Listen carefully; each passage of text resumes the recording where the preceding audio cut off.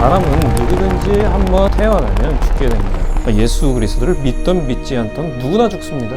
그것을 이제 한번 죽는 것은 정해진 것이요 이렇게 성경에 기록되어 있는데, 그런데 그 죽음은 무엇을 일으킵니까? 슬픔의 감정을 일으키죠.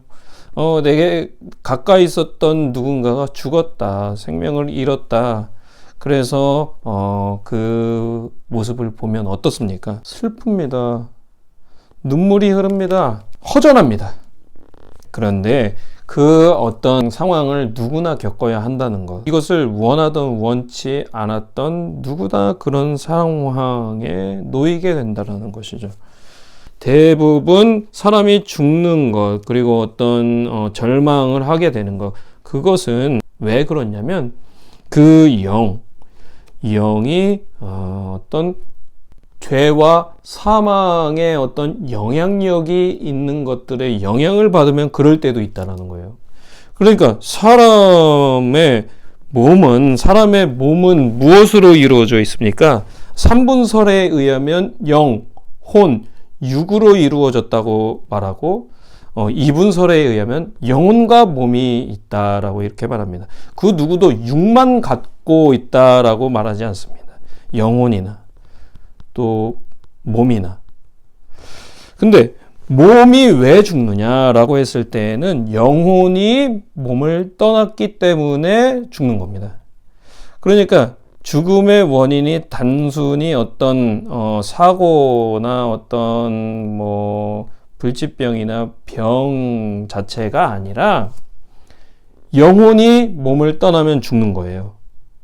그러니까 대부분의 사람들은 그렇지 않게 생각을 하잖아요. 죽을 때가 됐으니까 죽겠거니. 평소에 지병을 앓고 있어서 또는 불치병이 있어서 죽는 것이지. 근데 성경의 기록은 그렇지가 않다라는 거예요. 영혼이 몸을 떠나게 되면 죽게 된다라는 것이죠.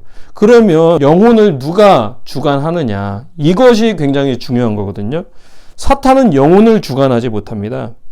사탄은 자신의 영향력으로 재산이나 자산이나 어떤 것에 영향을 줄 수는 있어요. 그러나 생명 자체는 사탄의 주관이 아닙니다. 사탄은 그것을 하지 못해요. 하나님도 사탄의 활동 범위를 정해 놓으셨어요. 어느 순간에 또 어떤 일정 기간에만 세상에 네가 활동을 하려면 해봐라. 공중의 권세를 잡고 있으려면 잡고 있어 봐라. 그런데 이런 어떤 영혼에 대해서 또 사탄론에 대해서 잘못 알면 어떻게 됩니까? 뭐든지 어떤 현상의 원인을 사탄에게 찾아요. 그것이 굉장히 위험한 신학이라는 거죠. 그러니까 내가 아프다, 또 내가 가난하다. 수많은 사람들은 어떻게 생각을 합니까? 경제활동을 하지 않아서 그런 것 아니냐. 그런데 잘못된 사탄론을 갖고 있으면 너의 어떤 길을 사탄이 막고 있다. 이런 식으로 얘기를 하는 것이죠. 근데 그것이 정통적인 신학 이론이냐? 그렇지가 않다라는 겁니다. 만일 너희 속에 하나님의 영이 거하시면 너희가 육신에 있지 아니하고 영에 있나니 누구든지 그리스도의 영이 없으면 그리스도의 사람이 아니라. 예수 그리스도를 말하는데 시인하는데 그 행함이 예수 그리스도와 가깝지 않으면 그 사람은 성령님이 내주하시냐 안 하시냐라는 것을 생각해 볼 수가 있잖아요. 근데 오늘 말씀을 읽어보니까 하나님의 영에 거하시면 육신에 있지 아니하고, 그러니까 어떤 육신의 일들이라 여겨질 만한 계명의 위반이 없다라는 것이죠.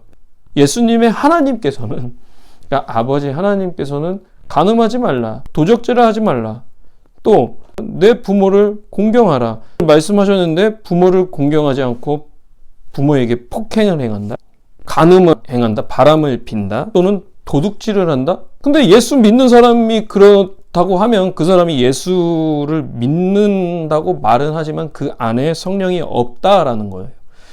그렇기 때문에 육신의 생각대로 행했다가 결국에는 어떻게 돼요? 불안해집니다. 이거 걸리면 어떻게 되나? 이거 누가 폭로하면 어떻게 되나? 불안한 삶을 살아갑니다. 그러나 예수 그리스도 성령님이 안에 거하셔서 순종하는 삶을 살아가면 불안할 게 어디 있냐고요? 불안하지 않습니다. 내가 죽을 병에 걸려도 두렵지가 않습니다. 하나님의 성령님이 거하시면 그러한 삶이 되는 거예요. 내가 불치병에 걸렸다. 시한부 인생을 살아야 하는 건가요? 이제 죽을 날이 얼마 되지 않은 건가요? 하나님의 나라를 더욱 고대하는 마음이 생깁니다. 이것이 성령님의 역사예요.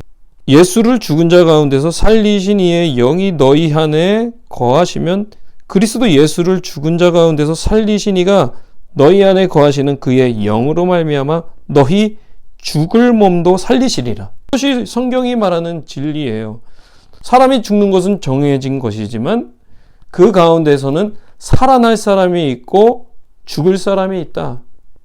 생명의 부활로 나올 사람이 있고 죽음, 죄와 사망의 부활로 나올 사람들이 있다. 이것을 알면 어떻게 행해야 하겠습니까? 내 생각에 하나님의 원수가 될 만한 불안하고 어떤 사망을 줄 만한 그런 것들을 끊어가겠죠. 죄를 끊겠죠. 성령님은 죄를 끊게 하시는 분이세요. 그래서 하나님의 평안을 주시는 분이세요. 그래서 예수 그리스도 안에 있으면 무엇이 없습니까? 결코 정죄함이 없나니. 죄가 없다는 게 아니에요. 죄가 정해지지 않는다는 거예요. 그러나 예수님을 말했으나 죄로 정해졌다. 그런 사람은 애초에 그리스도 안에 있었던 사람이 아니었다. 그래서 예종론에 의하면 하나님의 택정함을 입은 사람이 있고 입지 못한 사람이 있다고 이렇게 말하죠. 그러니까 자의식은 내가 하나님의 선택을 받았겠지. 근데 하나님께서는 그 사람을 선택하지 않으셨을 수도 있다는 거예요. 중요한 것은 그리스도 예수 안에 있는 생명의 성령의 법이 죄와 사망의 법에서 너를 해방하였습니다. 성령님은 무엇을 하신다고요? 죄와 사망의 법에서 해방시키시는 분이시다. 그러니까 자유가 있으면 성령님이 거하시는 거예요. 그러나 억압이 있고 강요가 있으면 성령님이 거하시지 않는 것이죠. 성령님, 그분은 죄와 사망의 법에서 우리를 해방시키시는 분이십니다. 세상에 수많은 사람들이 억압 가운데 있습니다. 그것이 율법의 억압이든 자신의 풍속이든 어떤 전통이든.